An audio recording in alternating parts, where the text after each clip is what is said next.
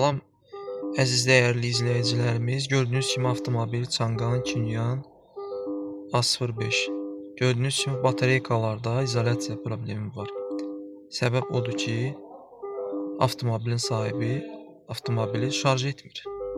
Gördüyünüz kimi izolasiya xətası burada görsənir.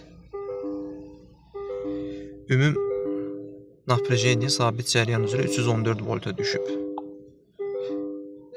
Qardaşlar görürsünüz, içeykalar üzrə bir balaca problemlər var.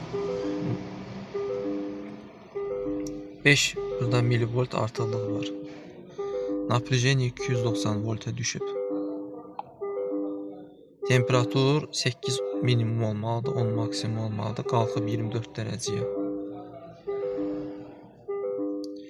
Müqavimət gördüyünüz kimi qardaşlar 24 minimum olmalıdır, 26 maksimum, qalxıb 32 olmalı. Plug-in hibrid, elektrik, hibrid avtomobillər və mild hibridlərin tam dəqiq, yüksək keyfiyyətli diaqnostikasını istəyirsiniz, müraciət edə bilərsiniz. Videonun sonunda kommentariyalarda telefon nömrələrimi qeyd edəcəm. Təşəkkür edirəm.